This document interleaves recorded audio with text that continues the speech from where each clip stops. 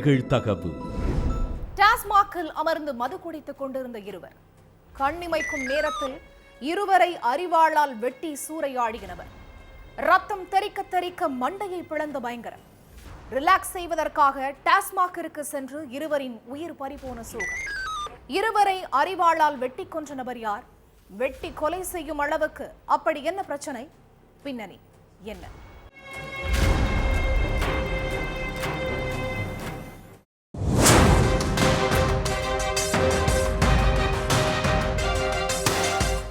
Night 8:30 மணிக்கு தளவாய்புரத்துல உள்ள டாஸ்மாக் கடையில முருகனும் மந்திரமும் ஒன்னா உட்கார்ந்து மது குடிச்சுக்கிட்டு இருந்தாங்க. அப்போ அங்க கையில அரிவாளோட 55 வயசு மதிக்கத்தக்க நபர் ஒருத்தர் வந்திருக்காரு. கையில அரிவாளோட வந்தவரை பார்த்ததும் சேர்ல உட்கார்ந்துகிட்டு இருந்த முருகனும் மந்திரமும் அங்கிருந்து இடத்த காலி பண்ண ஆரம்பிச்சாங்க. ஆனா கண்ணுல கொலவெறியோட அவங்கள வழிமறிச்ச அந்த நபர் 2 பேரையும் அரிவாளால சரமாரியா வெட்டி இருக்காரு. டாஸ்மாக்குள்ள நடந்த இந்த கொடூர சம்பவத்தை பார்த்து எல்லாரும் தலை தெறிக்க ஓடிட்டாங்க. அடுத்து விஷயம் தெரிஞ்சு சம்பவ இடத்துக்கு வந்த போலீஸ்காரங்க ரத்த வெள்ளத்துல உயிருக்கு போராடிக்கிட்டு இருந்த 2 பேரையும் மீட்டு ஹாஸ்பிட்டலுக்கு அனுப்பி வச்சாங்க.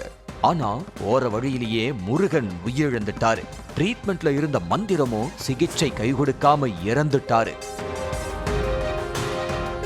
அடுத்து மர்டர் கேஸ் ஃபைல் பண்ண போலீஸ்காரங்க கடையில் இருந்த சிசிடிவி காட்சியை வச்சு கொலையாளி கோமுவை பிடிச்சு விசாரணை பண்ணாங்க.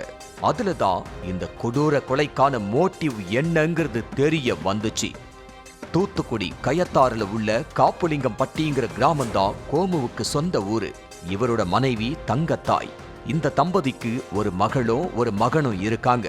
கடந்த 30 வருஷத்துக்கு முன்னாடி கள்ளச்சாராய பிசினஸ் தொடர்பா வாசுதேவங்கிற நபரை கொலை செஞ்ச கேஸ்ல கோமு அவரோட அப்பா உட்பட 6 பேரை போலீஸ் அரெஸ்ட் பண்ணி சிறையில அடைச்சாங்க.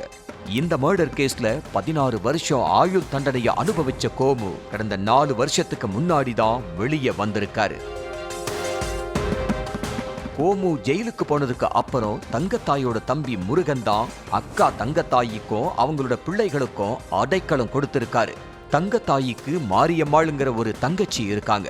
அவங்களோட கணவர் தான் மந்திரம். ஜெயிலிருந்து வெளியில வந்த நாள்ல இருந்து மனைவி தங்கத்தாயோட சண்டை போட்டுக்கிட்டே இருந்திருக்காரு கோமு. ஏன்னா மந்திரம் அடிக்கடி வீட்டுக்கு வந்து போயிட்டு இருந்ததுதான் இந்த சண்டைக்கே காரணம். மனைவி தங்கத்தாய்க்கும் மந்திரத்துக்கும் தகாத உறவு இருக்கிறதா நினைச்சு அவங்க கிட்ட தகராறு பண்ணி இருக்காரு கோமு.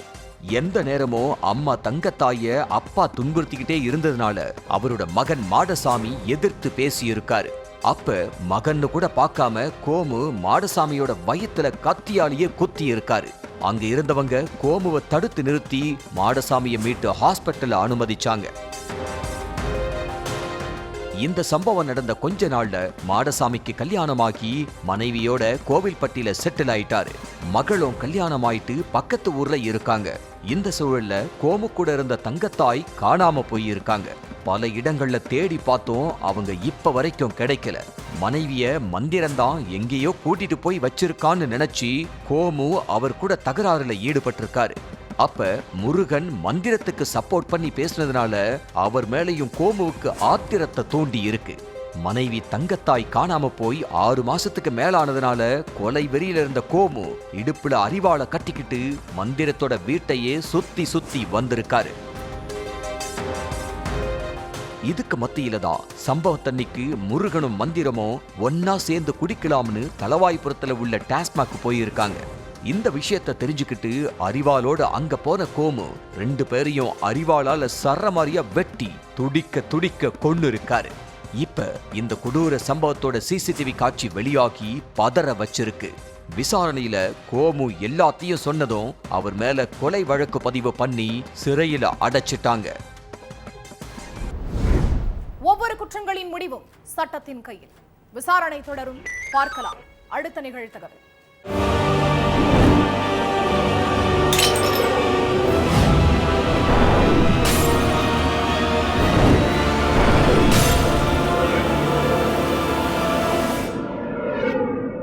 நிகழ்தகவு.